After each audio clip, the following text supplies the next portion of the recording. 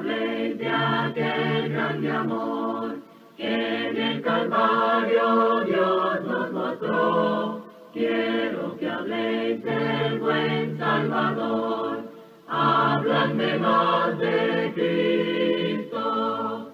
Quiero escuchar la historia fiel de mi Jesús, mi Salvador. Siempre quiero vivir tan solo por Él, hábladme más de Cristo.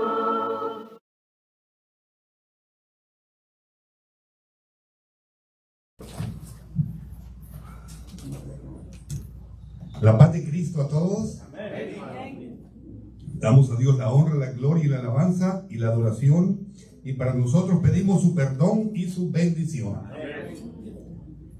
Pues seguimos con los caminos de la vida, fíjense, pero gracias a Dios hoy me puedo parar un poco mejor. El mes pasado andaba bien mal. Bueno, la semana pasada también.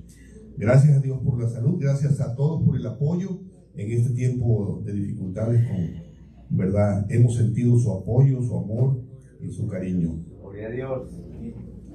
Los caminos de la vida, la entrega número 17. Hechos 2:28 dice: me hiciste conocer los caminos de la vida. Estamos meditando en el camino espacioso. Y en el camino espacioso dice Mateo 7:13 que ancha es la puerta y espacioso el camino que lleva a la perdición, y muchos son los que entran, decía nuestro santo Salvador. En este camino espacioso tenemos el camino de engaño. Nuestro Dios, por medio del profeta Jeremías, nos dice que el corazón es engañoso más que todas las cosas y perverso. ¿Quién lo conocerá? Yo, Jehová, que escudriño la mente, que pruebo el corazón, para dar a cada uno según su camino. ¿Qué es engaño? Es hacer creer a alguien que algo falso es verdadero. 2, es seducir a alguien con halagos y mentiras, con astucia. 3, es producir ilusión óptica, hacer ver lo que no es. Y fíjense que ahora les traigo un ejemplo. Es un texto de un escritor que se llama Giovanni Papini. Es un texto que habla de la venganza y de mucho engaño. Y lo peor de todo, en la iglesia. Se titula La conversión del Papa. Giovanni Papini era ateo, su papá ateo. Y escribió cosas como incrédulo. Y después, cuando quiso estudiar el Evangelio para escribir más en contra de la religión, terminó convirtiéndose y después a recoger todo el material que había escrito. Y así que se bautizó, según dicen, a escondidas de su papá. Bueno, él es el autor de este texto. El poema habla de un ignoto hereje bohemio de la Edad Media, hereje a quien llama Jan Crepucio. Y por haber profesado públicamente algunas teorías blasfemas sobre los motivos de la redención, la Inquisición lo hizo apresar, torturar y finalmente fue quemado vivo en una plaza de Praga. Su hijo, el niño Aureliano, fue escondido en Alemania por algunos parientes lejanos, pero jamás pudo olvidar el fuego que había consumido a su padre. Una vez adulto, libre, decidió vengarse de la Iglesia de Roma, empleando un nuevo sistema de venganza jamás ideado por otro. Con nombre fingido, se fue a un convento de Milán y solicitó ser recibido como hermano lego. Su obediencia y bondad le valieron el premio deseado y se le recibió entre los novicios. Su celo por la vida monástica y por la sagrada teología pareció ser tan ardoroso y sincero que al cabo de solo 3 años fue ordenado sacerdote. Obtuvo entonces ser enviado a predicar la verdad católica a países de infieles y cismáticos, y con su palabra y ejemplo logró convertir a ciudades enteras. Fue encarcelado por los enemigos de la verdadera fe, pero pudo huir de entre sus manos, y hasta se dijo que lo logró con la ayuda de un ángel. Su nombre llegó a oídos del pontífice reinante, que lo llamó a Italia y le confirió un obispado. También como obispo, y en breve tiempo llegó a ser famoso en los pueblos.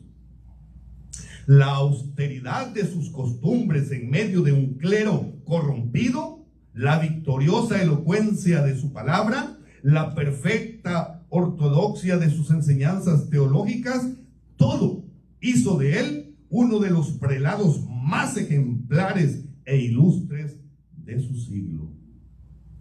Pero esto no le bastaba. Precisaba obtener otros honores y dignidades para consumar la venganza premeditada. En sus vigilias jamás olvidaba la hoguera en la que habían hecho arder a su padre, según él, injustamente.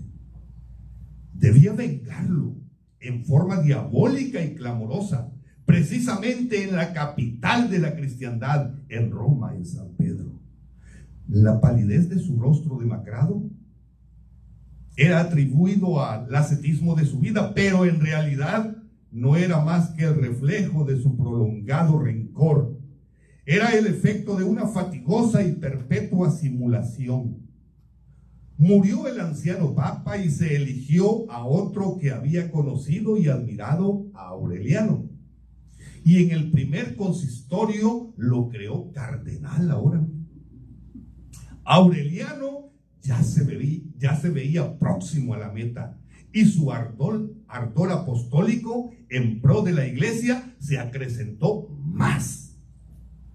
Fue legado pontificio, doctor en un concilio y cardenal de curia. Y en todo ello, demostró ser un infatigable defensor de los dogmas y de los derechos de la iglesia romana. Ya casi era anciano, pero el alucinante pensamiento de la venganza no lo dejaba ni de día ni de noche. También fue alcanzado por la muerte el papa protector suyo, y en el cónclave subsiguiente Aureliano fue elegido vicario de Cristo, obteniendo la unanimidad de los sufragios. Aún entonces supo ocultar su inmenso gozo bajo la máscara de una tranquila humildad. Ya estaba próximo el gran día por él esperado y deseado secretamente durante dolorosos años de forzada comedia. Había sido elegido a comienzos de diciembre. Entonces anunció al Sacro Colegio y a la Corte del Vaticano que la ceremonia de su coronación se realizaría la noche misma de Navidad. Desde muchísimo tiempo antes había planeado y soñado la inaudita escena. Después del pontificial, después de haberse realizado todos los ritos de la coronación, dueño ya de los privilegios y de las prerrogativas del supremo magisterio, como cabeza infalible de la iglesia docente, entonces se pondría de pie para hablar al clero y al pueblo. Y en el silencio solemne de la máxima basílica pronunciaría finalmente las tremendas palabras que vengarían para siempre la muerte de su padre inocente. Diría que Cristo no era Dios, que había sido un pobre bastardo, un pobre poeta iluso, víctima de su ingenuidad. Y finalmente, aquí haría resonar su voz como un desafío satánico. Y con el sello de su autoridad, proclamaría que Dios jamás había muerto, porque jamás había existido. ¿Cuál habría sido el efecto causado por tan espantosas blasfemias brotadas de los labios de un pontífice romano? Tal vez, después del primer momento de estupor, lo habrían reducido y gritado que era un loco. ¿Lo habrían hecho pedazos sobre la tumba de San Pedro? No se preocupaba mucho por ello.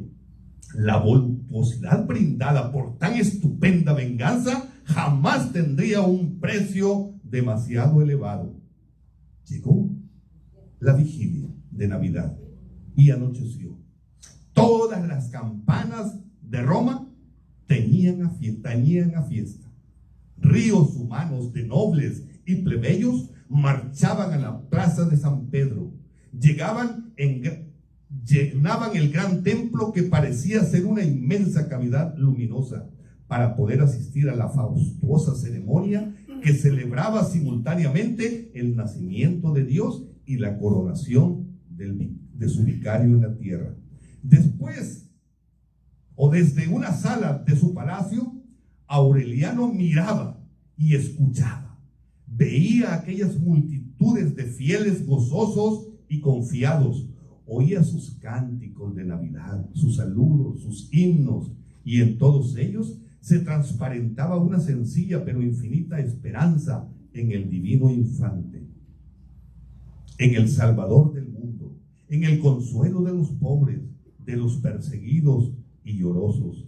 En aquel instante, en aquella sala donde el nuevo Papa se había encerrado solo para concentrar sus pensamientos y sus fuerzas, sucedió algo que jamás fue conocido por otros. Se realizó el inesperado y providencial milagro. El pensamiento de toda aquella pobre gente que corría hacia él, que creía en él porque habían creído en sus palabras, ese pensamiento lo burló, lo conmovió, lo sacudió y arrastró consigo.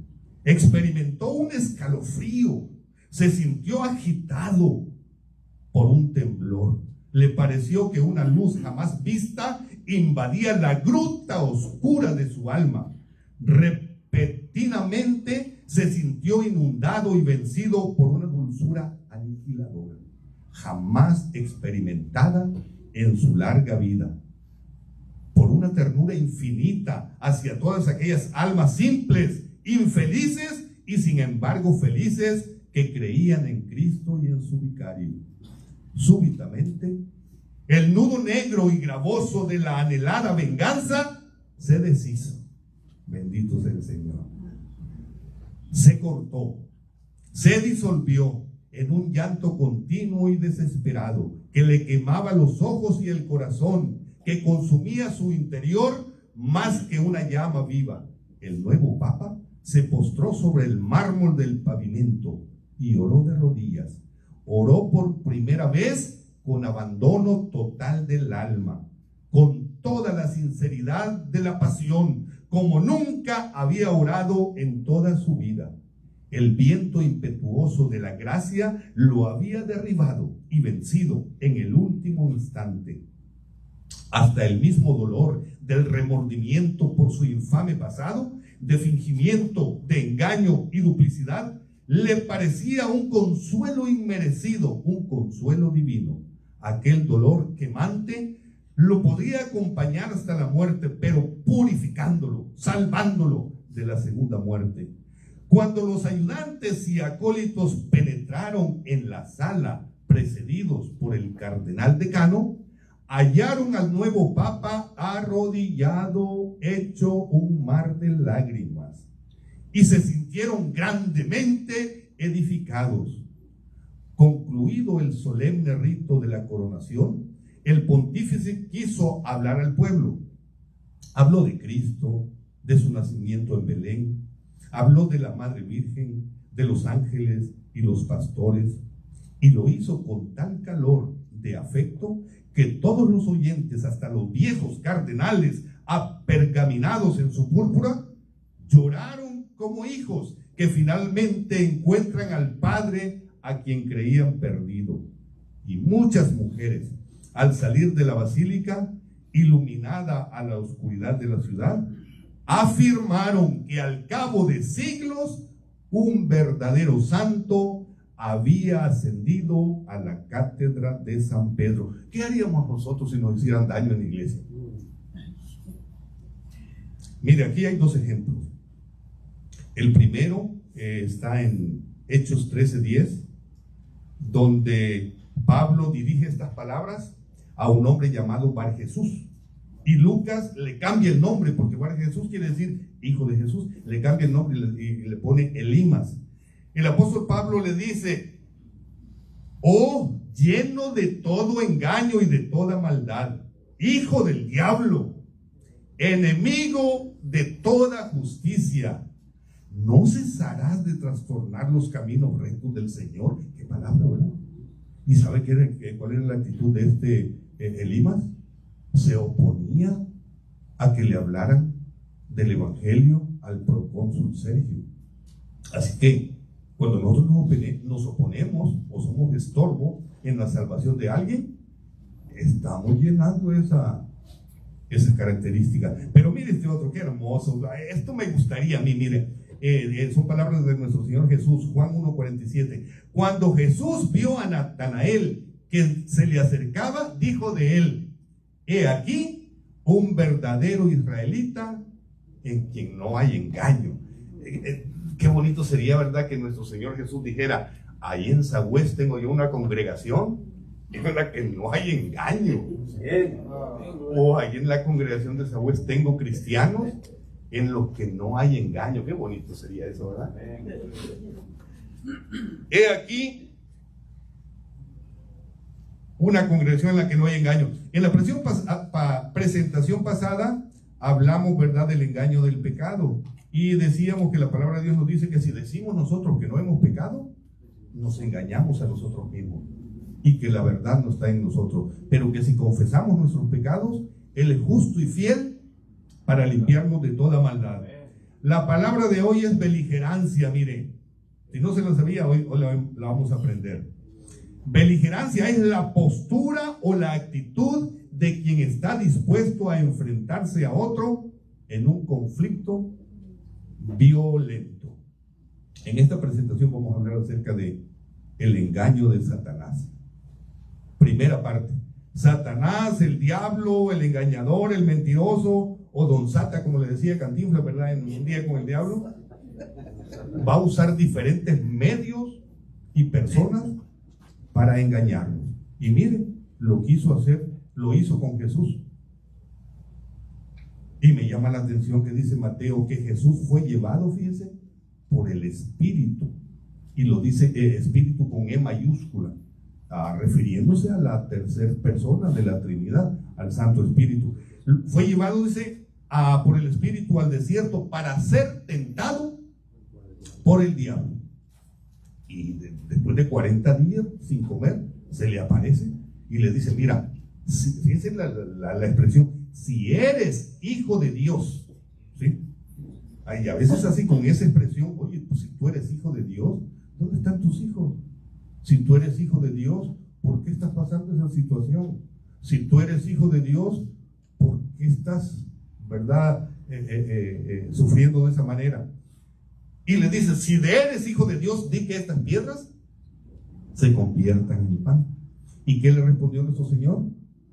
Escrito está, no solo de pan vivirá el hombre. Yo el mes pasado que me tocó también, no le tocó al hermano Severo, pero también estaba un buen grupo de hermanas allá preparando la comida, como ahora, ¿verdad? Y quería hacer un comentario, pero mejor me lo voy a, ¿verdad? Porque yo no estoy en contra de las ventas, ¿sí? No estoy en contra de las reuniones de comunión, pero sí de actividades que interfieren los servicios de adoración. Porque aquí nuestro Señor dice que no solamente de pan vivirá el hombre, y Él había ayunado 40 días. Y dice estas palabras, ¿verdad? Después dice que el diablo lo lleva a un monte alto y le enseña todos los reinos de la tierra con toda su gloria, y le dice: mira, si tú me adoras, yo te lo doy. Y Jesús le repite también, ¿verdad?, que está escrito que solamente a Dios servirás y solamente a Él adorarás y solamente a Él servirás. Entonces, para terminar, mis amados hermanos, He aquí les digo un misterio que está en 2 de Tesalonicenses capítulo 2. Si usted tiene preguntas con respecto a este texto, no se preocupe, yo también tengo preguntas. Y fíjense que aún el apóstol Pedro dice de que algunas cosas que el apóstol Pablo escribió son difíciles de entender. Pero con respecto a la venida de nuestro Señor Jesucristo y de nuestra reunión con Él, os rogamos, hermanos, que no os dejéis mover fácilmente de vuestro modo de pensar, ni os conturbéis, ni por espíritu, ni por palabra, ni por carta como si fuera nuestra, en el sentido de que el día del Señor está cerca. Nadie os engañe en ninguna manera, porque no vendrá sin que antes venga la apostasía y se manifieste el hombre de pecado, el hijo de perdición, el cual se opone y se levanta contra todo lo que se llama Dios o es objeto de culto, tanto que se sienta en el templo de Dios como Dios, haciéndose pasar por Dios. ¿No os acordáis que cuando yo estaba todavía con vosotros os decía esto? Y ahora vosotros sabéis lo que lo detiene, a fin de que a su debido tiempo Él se manifieste, porque ya está en acción el misterio de la iniquidad, solo que hay quien al presente lo detiene. Algunos dicen que es el Espíritu Santo que se mueve en la iglesia lo que detiene esto, hasta que Él a su vez sea quitado de en medio, y entonces se manifestará aquel inicuo a quien el Señor matará con el espíritu de su boca y destruirá con el resplandor de su venida, inicuo cuyo advenimiento es por obra de Satanás, con gran poder y señales y prodigios mentirosos, y con todo engaño de iniquidad para los que se pierden, por cuanto no recibieron el amor de la verdad para ser salvos. Por esto Dios les envía un poder engañoso para que crean la mentira, a fin de que sean condenados todos los que no creyeron la verdad, sino que se complacieron en la injusticia. El engaño de Satanás, mis hermanos. La serpiente nos quiere engañar y nos quiere devorar, dice 1 de Pedro 5:8. Sed sobrios y velad, porque vuestro adversario, el diablo, como león rugiente, anda alrededor buscando a quien devorar. ¿Qué podemos hacer, mis hermanos?